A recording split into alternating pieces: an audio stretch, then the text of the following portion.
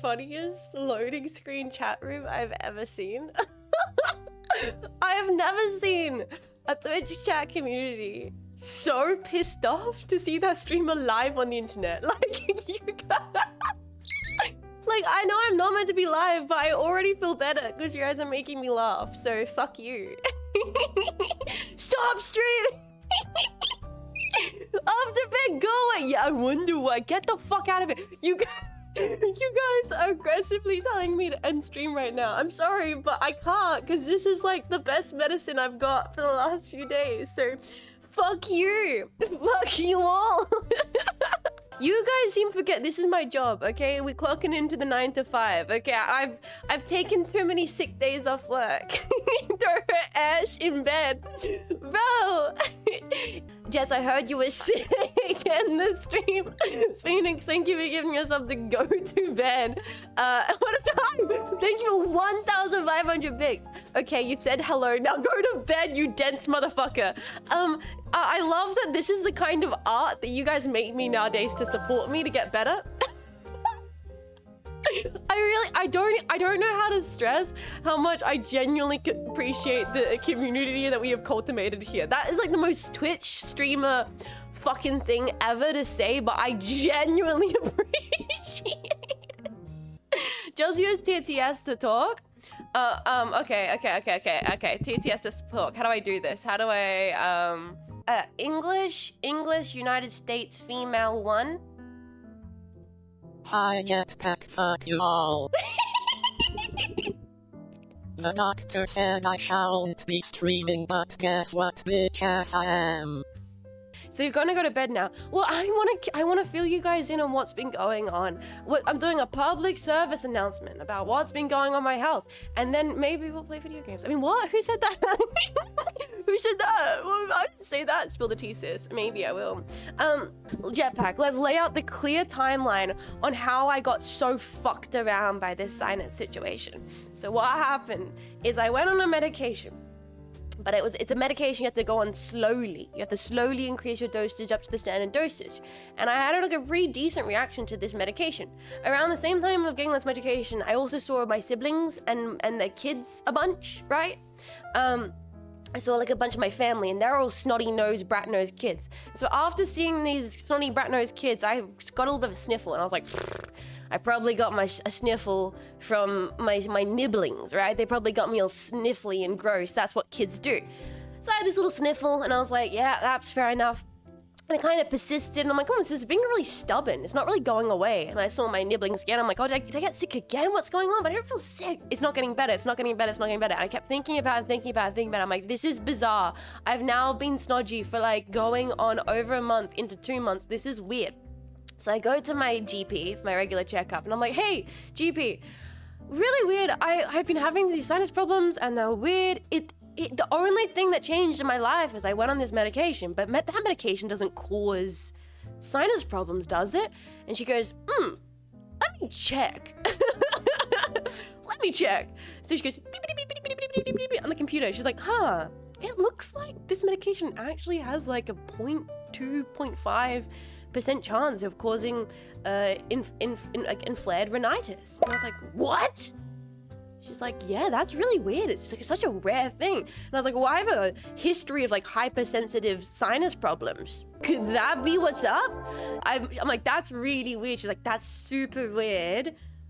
What we should do is probably bloods, and we'll get you on like a spray, and we'll get you on some more like intense antihistamines just to alleviate the strain. Because it's also one of those medications that takes a while for your body to adjust to, about 4 weeks. And I only kind of just hit past the 4-week period, and that's when the sinus problems were getting worse. She's like, it's gonna take a while to get off of it and adjust. I don't want to do that to you. Let's maybe put you on some alleviation things, blah, blah, blah, blah, blah, blah. I'm like, yep, that sounds right. And then I was like, no, fuck this. It's getting worse and worse and worse. I'm gonna actually just slowly go off this medication and see if it gets better. If it doesn't get better, then it's not the medication. If it does get better, it's probably the medication. Let's do some fucking science, boys. Let's do some science. So what happened is it took me so long to get on medication for the rhinitis to get really bad, and then so long to wean off the medication that I ended up having rhinitis, which is like hyperinflammation in your sinuses caused by medication, and like irritability. for so long, way longer than you're meant to. A bit weird, going off these meds, feeling all over the place. My sinuses do seem like they're getting better, but it's persistent sinus inflammation. And then Monday and then yesterday, it was so bad. I felt like I was getting better and better and better.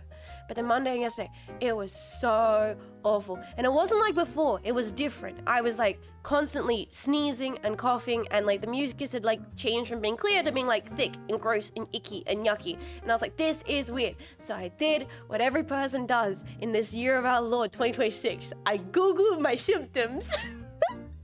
And I was like, I have been so convinced that it was just like a minor cold or a minor sniffle or a minor hay fever that I kept thinking, it's not that bad, it's not that bad. So I finally Googled my symptoms, and it turns out, yes, I am gay and have a fat ass, but that's unrelated to my symptoms. What turns out is, I had all the clear symptoms for rapidly developing sinusitis, and I was like, that's not good. And they're like, hey, if you've had this for this long and it's come back worse in a big wave, you should definitely go on antibiotics, and that's the only way to fix it. I was like, oh fuck. So I called in to an emergency GP appointment, and I explained it to the GP, and the GP sounds like, yeah, that sounds exactly like what's going on. And I was like, oh fuck. So, because it was an emergency GP, not my regular GP, and he was like, yeah, let me double check all the stuff. He's like, yeah, no, it was definitely, you had rhinitis, and prolonged rhinitis has caused you to now develop severe sinusitis. You have to go on a script of antibiotics, regular nose spray during that period, and also antihistamines until you improve. I got all that prescription, and essentially it's like, stay on this for the next week. It basically should improve. Antibiotics will kill any kind of bacterial infection, and I should be able to go back to normal if everything goes well. The doctor had also encouraged voice rest, and I'm like, that's really good and normal if you work a job. That's not my job. Yeah, voice rest is overrated. It's because, like, I guess talking a lot and breathing a lot and exerting yourself can, like, aggravate your sinuses because it's all up in your head and everything. I see why the doctor encouraged that, but it's like, I can talk a little bit as a treat, right? I can talk a little bit, but essentially I have, I've started the antibiotics, I'm on the nose spray, I'm on all the things I can possibly be, and now I just need to get better. And my nose feels more clean. It's just at that point where it's pretty sore because I've been dealing with sinusitis and rhinitis for now like almost 2 months, and so of course my nose is just done. My nose is so crusty, and I'm just kind of tired in general.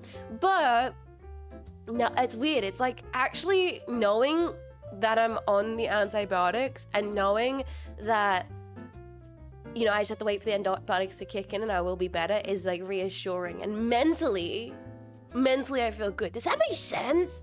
Like, I'm like, yay, yummy drugs that will fix me.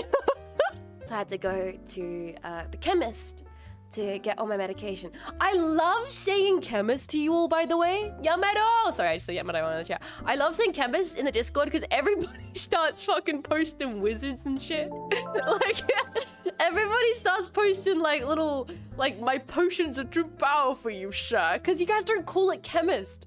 So it sounds like some kind of archaic medieval alchemy. Jetpack. Now, I don't think I'm big saucin'. I don't know how to say. I don't think I'm like pussy poppin' famous or anything.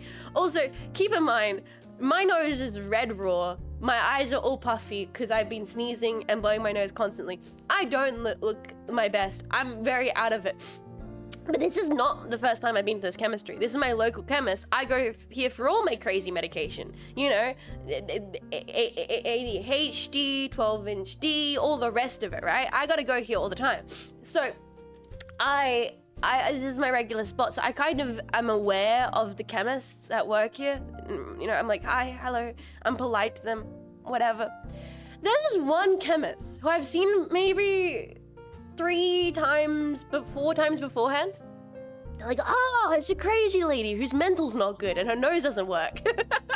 One time, I was getting my medication, and you know, I don't know how it is in America. It might be different from in America in Australia. Certain medication that you get, they have to ask you certain questions, or in general, they just ask you questions. They'll ask like a random set of questions, like, oh, what's your address? What's your date of birth? What's your surname? Just to double check that you're picking up your own medication. You know, if you go, oh, my surname is John Johnson, they're like, yeah, this is not the medication for John Johnson. You know, some medication requires you to have ID, not all of it, etc., etc. It's just general questions, Q&A kind of stuff, confirmations of the receipt. It happens.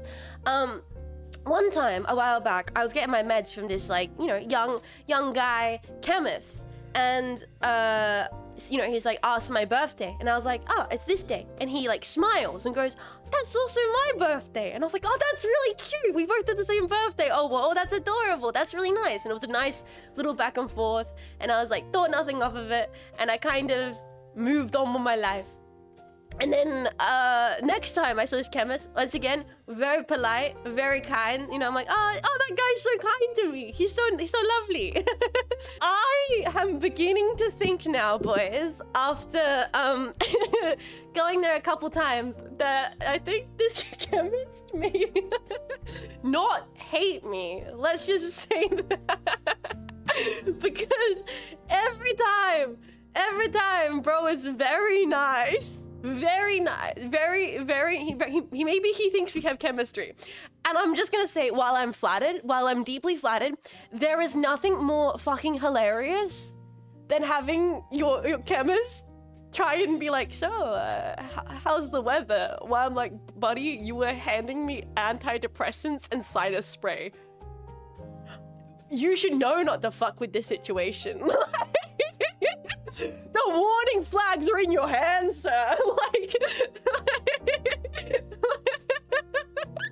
Buddy, you should know you can't fix her. I can fix her. I'm the pharmacist. I'm like, dude, you cannot do this. It's so funny. Like, being like, thanks. Now please hand me my, like, sinus spray. Also, it's like, I don't know if I can go. Imagine if I need like fungal cream or something. Like, bro, I can never go there if I have like a serious weird thing. Like, what if I, you know, like, I have to go to a different chemist. If he's seen weirder, don't be sorry. I don't know, but now I'm like bashful. I'm like, bro knows how crazy I am, and yet he still tries to make small talk with me. Like, what is going on? Like, all in all, he could just be being very, very, very nice, but I will admit, like, having to have small talk over receiving your crazy meds is really funny to me. It's quite hilarious. So, like, that's how like the day started. So you're gonna slip my number? That's the crazy part. Bro knows my number and my home address. That's medically accessible available information. I'm like, I don't think this is ethical. I don't like, bro, you can't be like, oh, you still live at insert postcode. I'm like, while also being like, so you going anywhere after this? Like, no.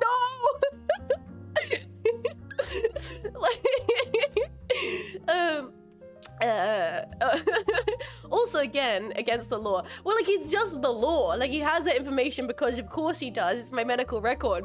But yeah, ethically, he can't act on that until you tell him. True. BRB, getting a pharmacy clerk to pick up cute mentally ill girls.